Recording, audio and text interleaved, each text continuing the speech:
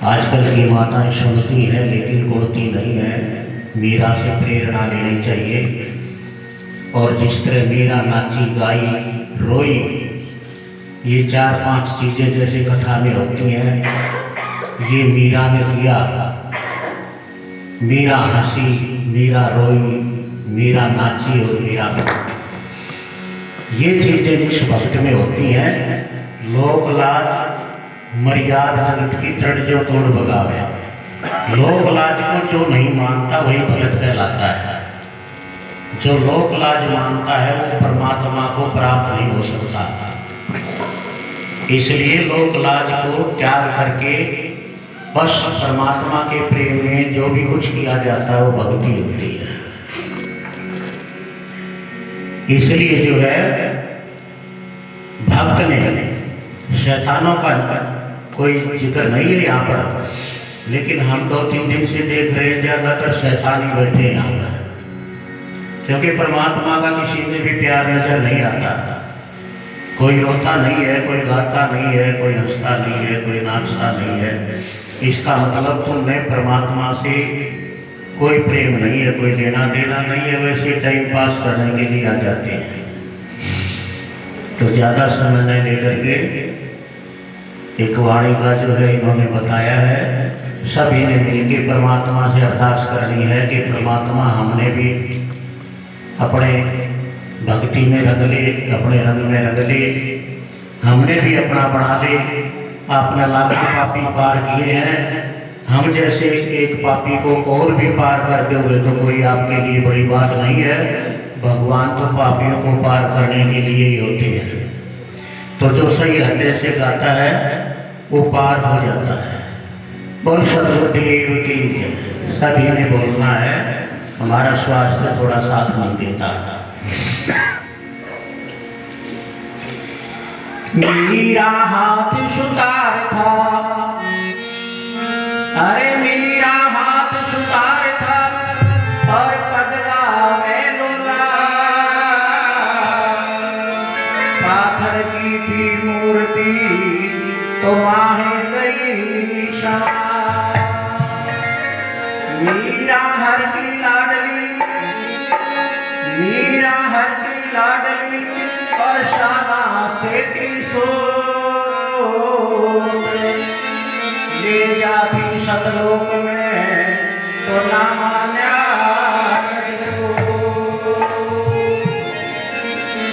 हाँ मैं तेरे रंग राजी वो शाम मैं तेरे रंग राजी, मैं तेरे रंग राजी हो शाम मैं तेरे रंग राजी, मैं तेरे रंग राजी हो शाम।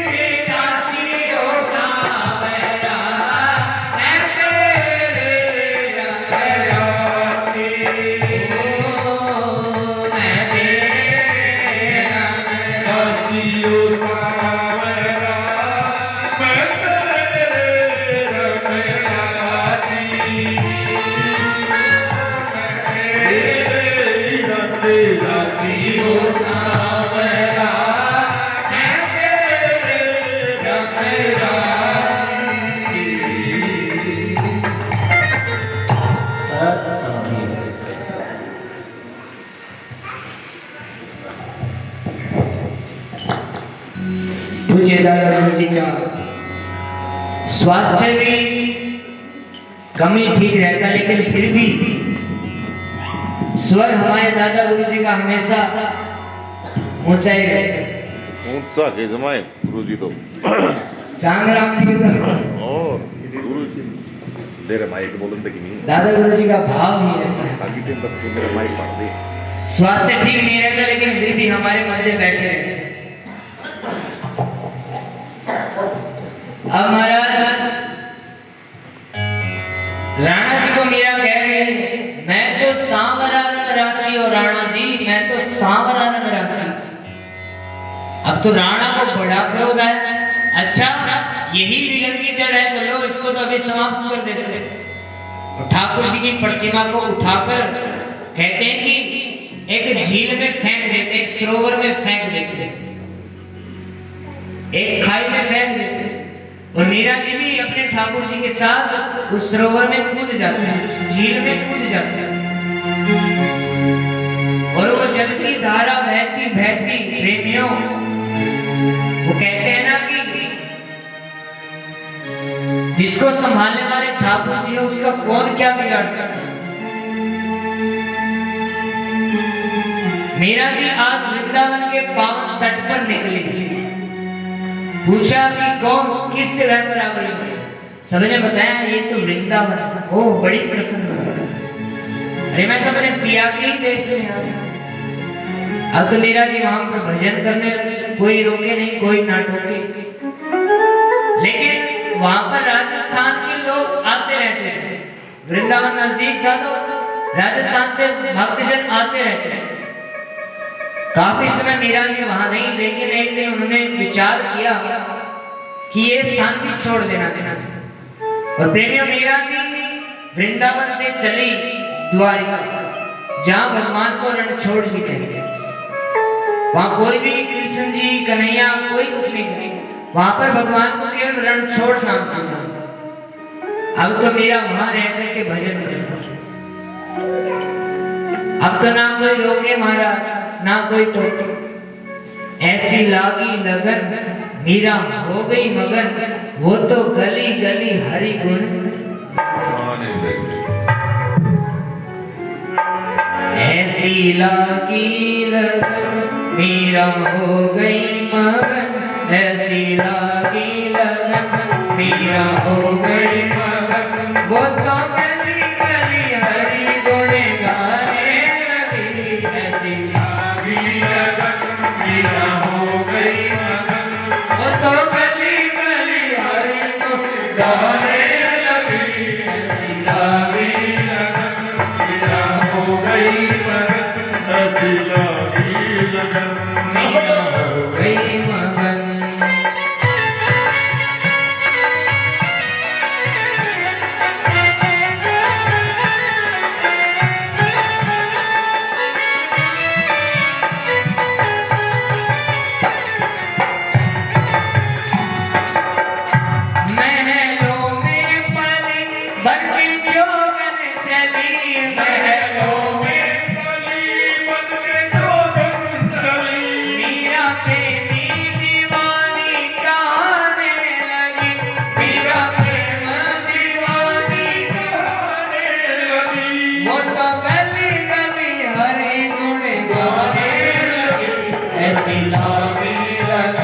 मीरा हो गई मगन, ऐसी लागी लगन, मीरा हो गई मगन, वो तो गली गली हरि गुण गाने लगी। ऐसी लागी लगन, मीरा हो गई मगन, ऐसी लागी लगन।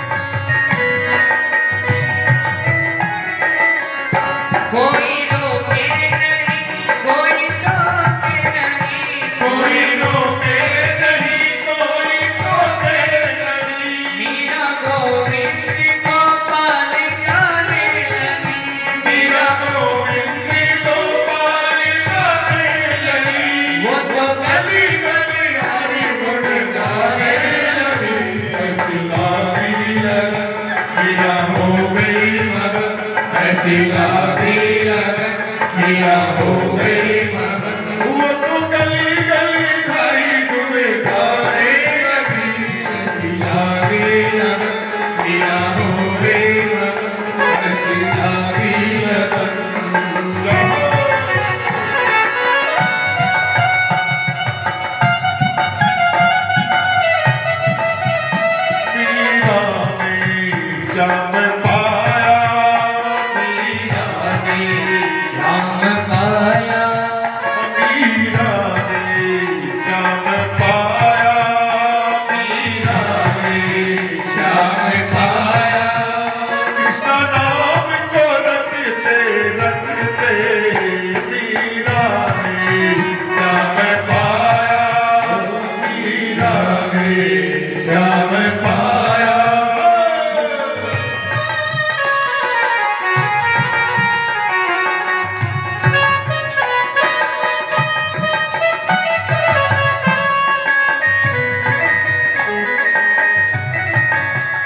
दुखी लाखों सहे मुझसे गोविंद कहे दुखी लाखों सहे मुझसे गोविंद कहे दुखी लाखों सहे मुझसे गोविंद कहे मीरा गोविंद गोपाल गाने लगी मीरा गोविंद गोपाल गाने लगी वो तो गली गली हरि गुण गाने लगी ऐसी लागे लगन मीरा हो गई मगन ऐसी लागे लगन मीरा हो गई मगन वो तो गली गली हरि गुण गाने लागे लगन मीरा हो गई मगन ऐसे लागे लगन हो गई मगन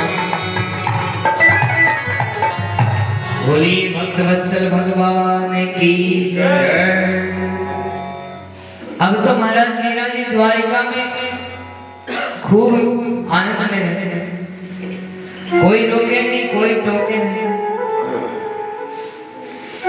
और इधर महाराज पहले भी निवेदन किया था कि भगवान का अपराध हो जाए तो क्षमा है लेकिन भगवत अपराध हो जाए तो वह समाधान नहीं है। अब महाराज जो चित्तौड़ में राणा ने मीरा जी पर अत्याचार किए उसके फल स्वरूप राजस्थान में अकाल पड़ गया सूखा पड़ गया बिल्कुल सूखा पड़ गया और राणा विक्रम सिंह की मृत्यु हो गई भगवत अपराध का दंड धरिए।